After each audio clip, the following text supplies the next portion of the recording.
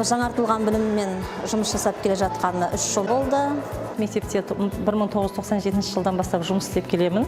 Жалпы осы жаңартылған бағдарлама бойынша жұмыс көлемі 5 жылдан бері жұмыс жасап келе жатырмын. Қазіргі таңда білім берудің заман талабына сай жан-жақты қалыптасқан оқушы тәрбиелеу.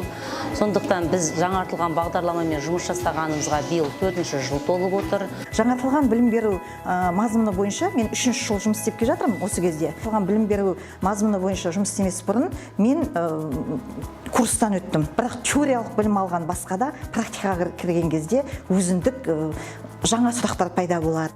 Алғашқыда барлығымыз жаңа нәрсеге үйреніп едік, дегенмен қазір өзіміз де жаңа бағдарламаның жақсылық жақтарына көзімізді жеткізіп қалды. Ал енді мұны ата-аналарға жеткізу керек болды. Енді ата-аналарға қалай жеткіземіз бұл мақсатты?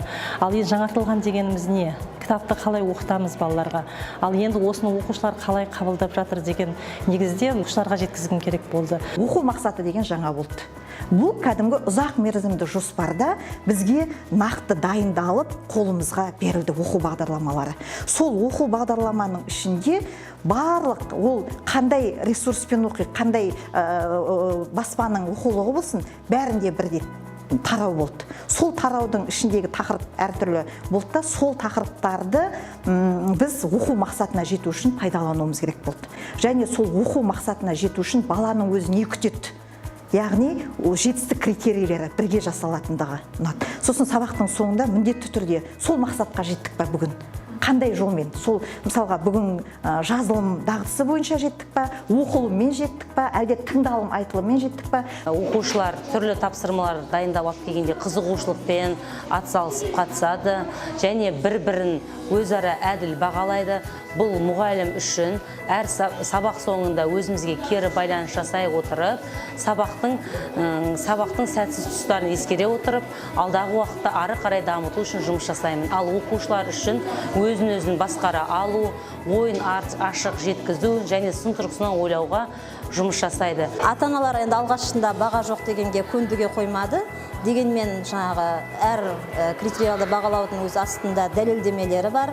Әр оқушының қай жерден қателесіп жатқан, қай жерде игермей тұрғандарын нақты өздеріне түсіндіре отырып көз жеткізгендіктен, олар бұған жақсы көзқараста болды. Өйткені өздерінің де балаларының сол кемшін тұстарын қай жерден нақты, қай жерден бала олқылық кетіп тұр баладан, соны әрі қарай жүргізуге оларға да себепші, көмекші болды деп есептеймін. Бұрынғы 5 балдық жүйеде ол бала мен баланы салыстыратын тұғымыз.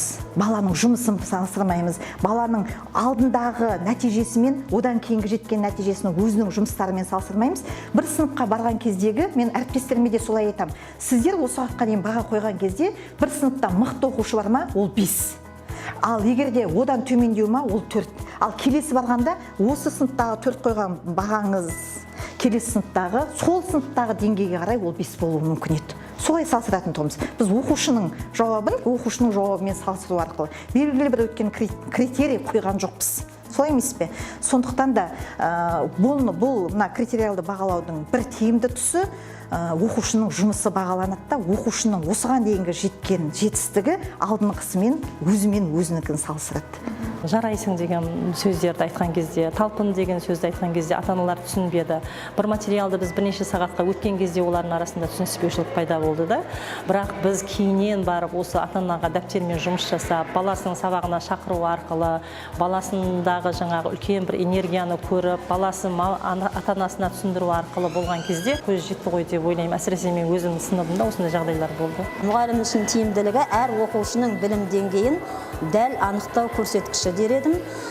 Және де сол игерілмеген білімді дер кезінде толықтыра отырып, сапалы білімге қол жеткізу құралы деп есептеймін.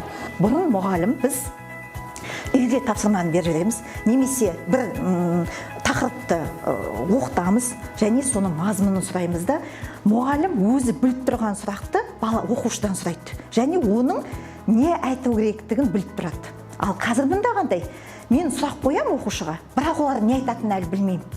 Олардың әрбір жаңалығы, әрбір іздеп келген, зерттеп келген, соған байланысты салыстырып келген дүниесі маған қызық. Мен таңғалам кейбір жасаған дүниелерге. Сонда бұрынғыдай таптаурын берген дүниені қайтадан қайтып сол күйінше қайталап алу. Топтық тапсырмаларда әріптестерім осыны жарыс түрінде өтіп жатыр деп ойлайды. Әрине балалар еркін ашық айтқаннан кейін бір топ келесі топтан басымырақ түсетіні ол сөзсіз. Сондықтан барлық оқушылардың жақсы деңгейде жұмыс жасау үшін оқу мақсатына жетелейтін түрлі деңгейлік тапсырмалар дайындап келу керек. Қай кезде болса да осы жаңартылған материалды балалардың өзінің алып кетуі мені қуантады. Әдіс тәсілдерге деген олардың құлшыныстары, әсіресе әдіс тәсілдер оларды көп қызықтырады. Жүйе бастаған жаңа нәрсе сондай көп пікірге, керағар пікірге толы болса, демек ол дұрыс жолда келе жатыр деген сөз.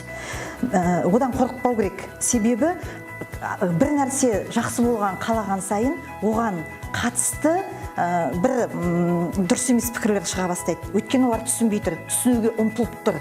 Сол нәрсені қабылдағысы келіп тұр. Осылай мен өзім қабылдаймын.